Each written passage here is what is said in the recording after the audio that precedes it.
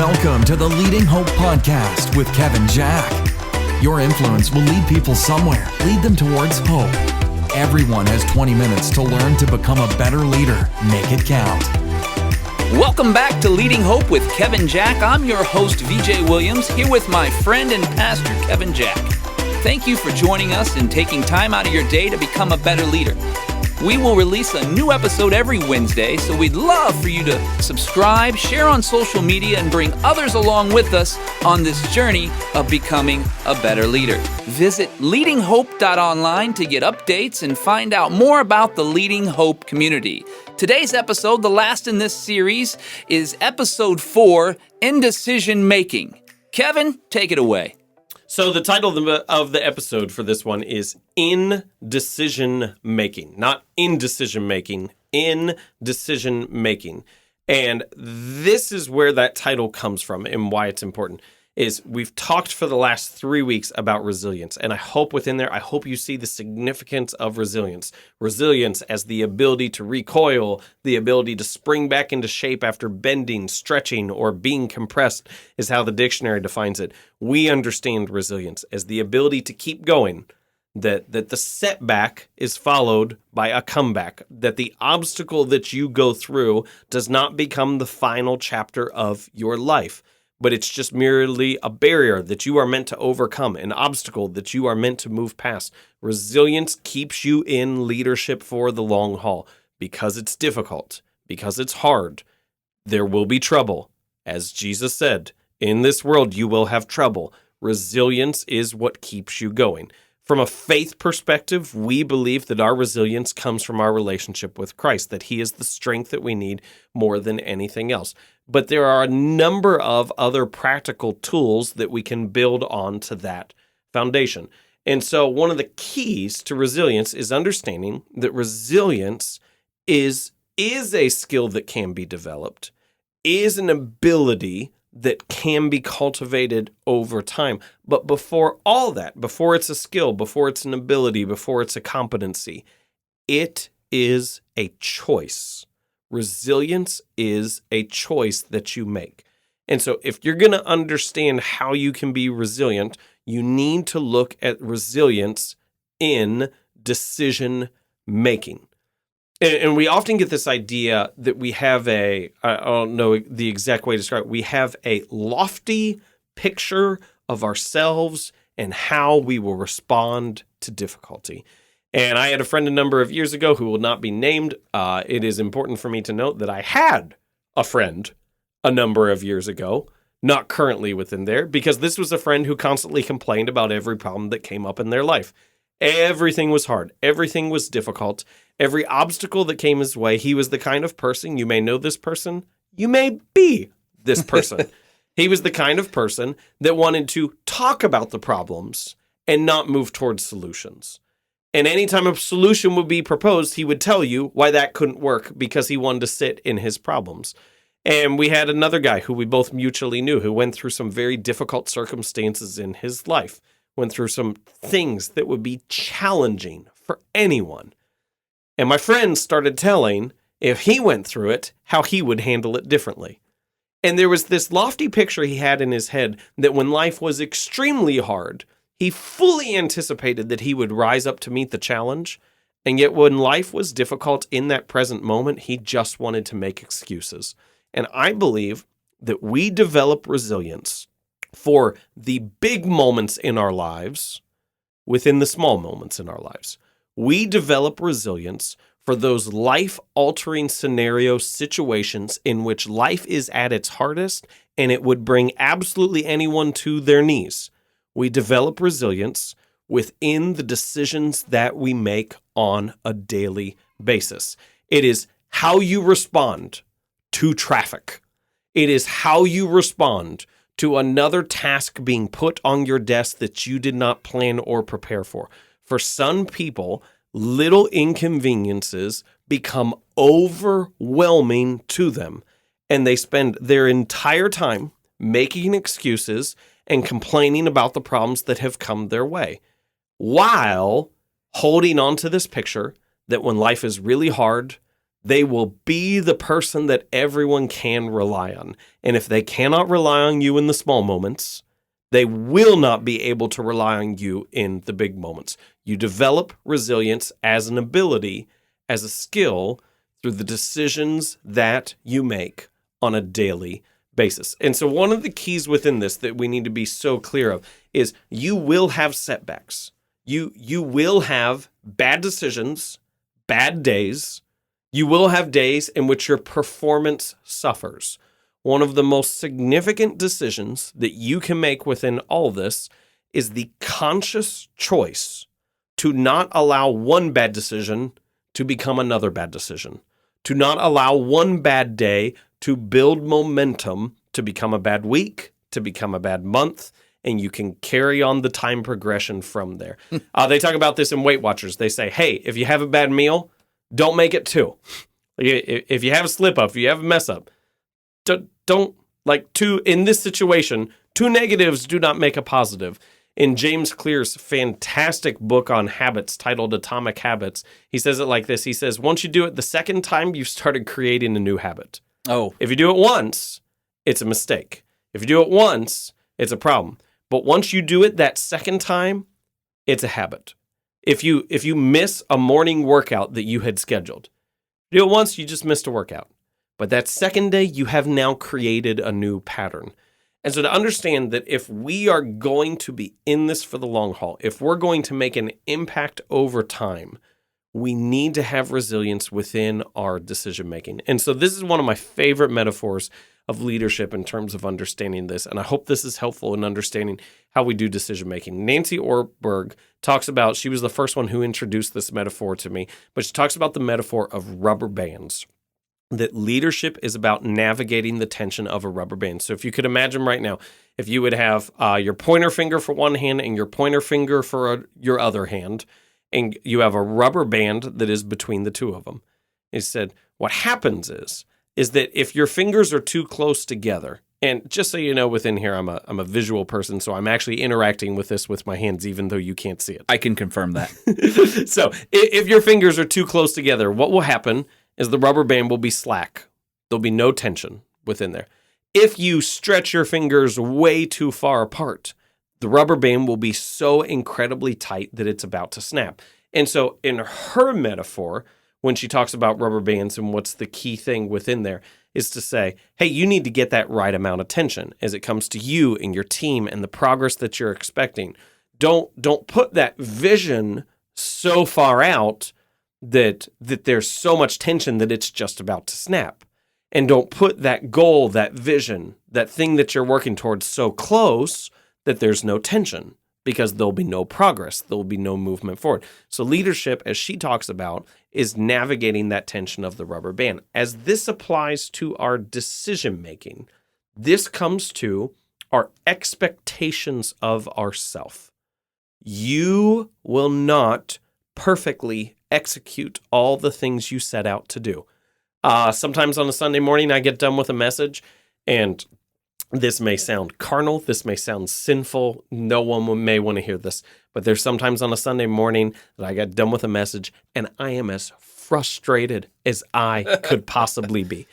And people will come up to me, and they'll say, oh, that was great, that really spoke to me. Oh, that was great, that was so important. And I think, I know that was God. And I am so grateful that it was God. But there's a little piece of me that still goes, I wish it didn't suck so much on my end, because that's how I feel in this moment. I feel like I just blew it. Absolutely.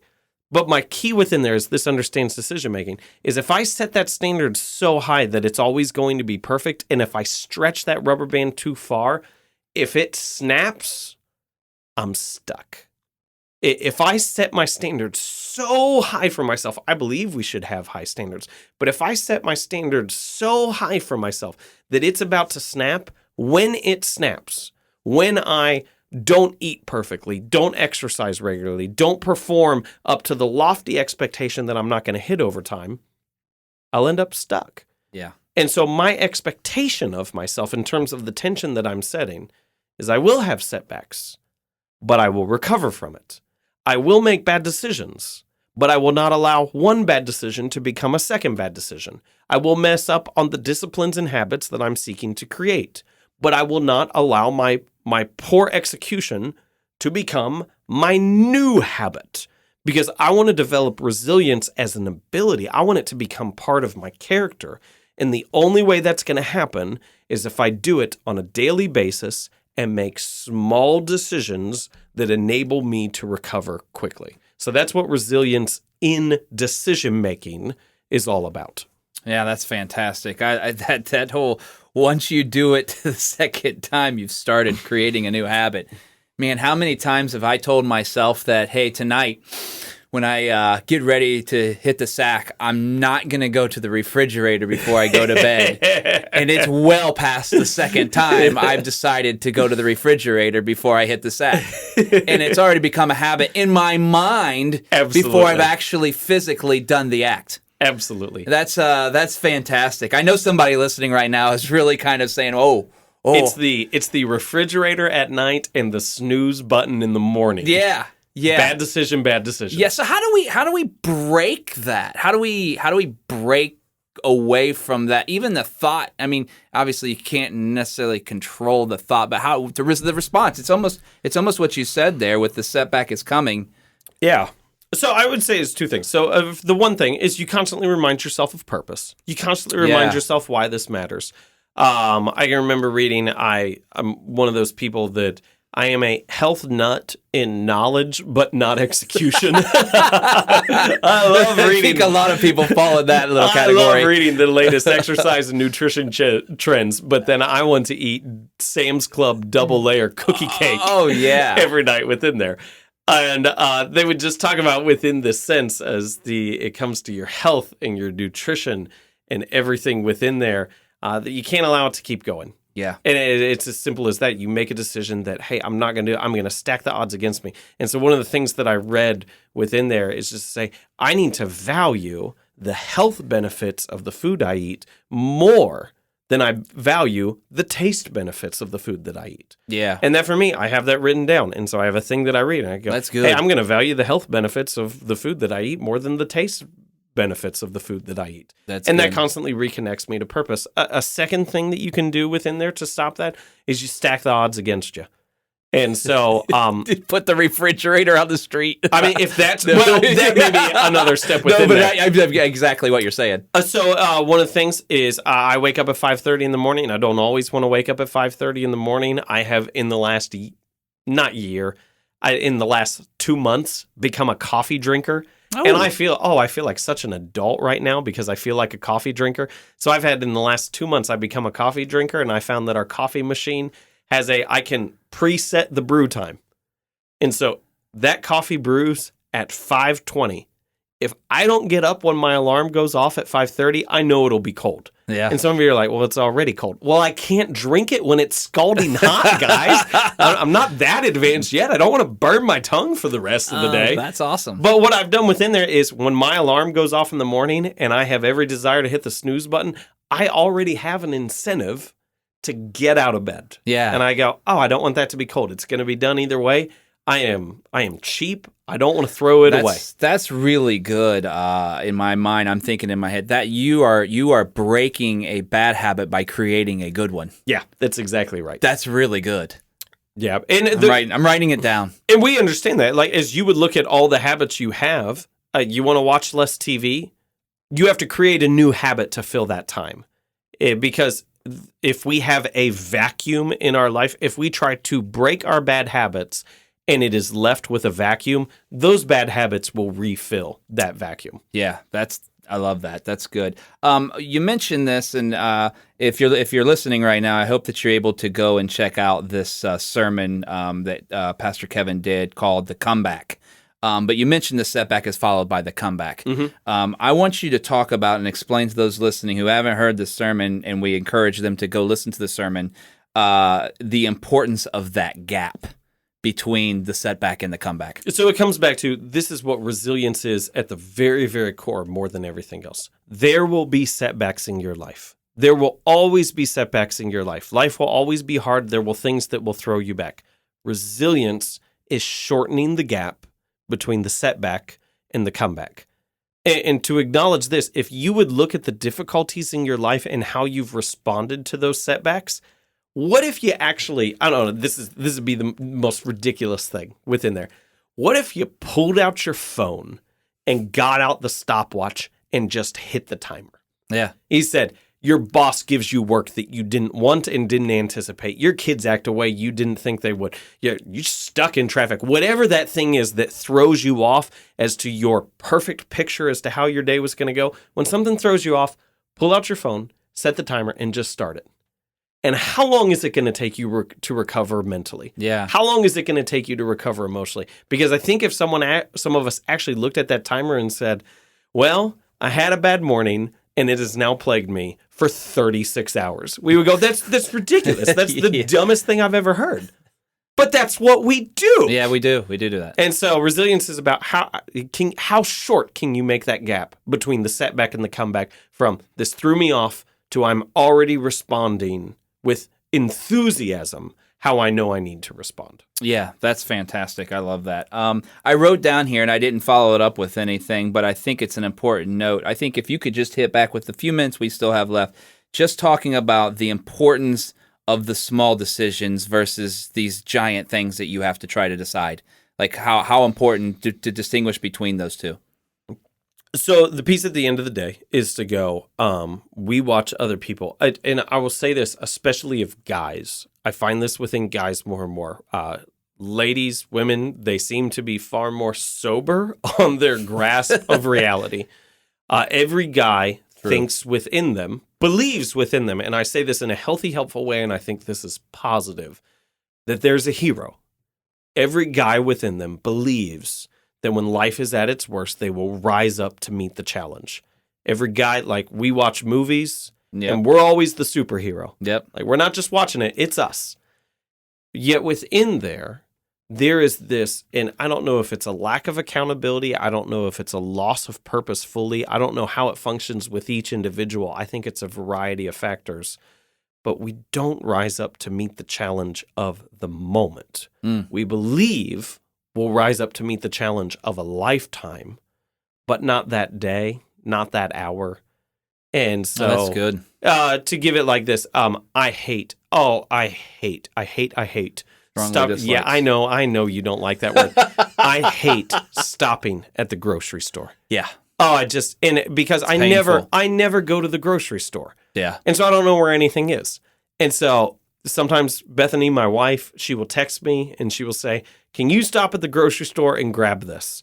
And I will think in that moment, it will take me more time to find that one thing, even though the grocery store is on my way home from work, than for you to leave the house, because you know exactly where it is. I'm going to wander all around that place to find this thing. And that sets my emotional tone off more than anything else. I go, if I'm going to have resilience when life is at its hardest, and I know this sounds preposterous, I need to be able to have resilience. Yes. When my wife asks me to go to the grocery store. If I'm going to have resilience to help those around me, I need to be able to have resilience when my kids have a bad attitude. And it's through those small decisions that resilience becomes part of my character, part of who I am, and shapes who I am as a whole. Yeah, that's good. I think that's where we'll leave it today. I think what a fantastic thought to think about these small decisions that we all want to be the hero of the lifetime, but there's an actual moment that's going to happen today as we speak right now, or maybe later this afternoon or this morning or this evening, that is actually the moment that you need to make a decision for. And to pull it back to the whole theme of this podcast, the reality is this, is we say, hey, your leadership, your influence will have an impact. You can lead towards despair or you can lead towards hope. Leaning towards hope is not just something you do over a lifetime. It is something you do daily. Yeah, that's great. That's fantastic. Hey, thank you so much for joining us today. We're so excited for you every week to continue to subscribe to this podcast. Make sure you're telling your friends and your family.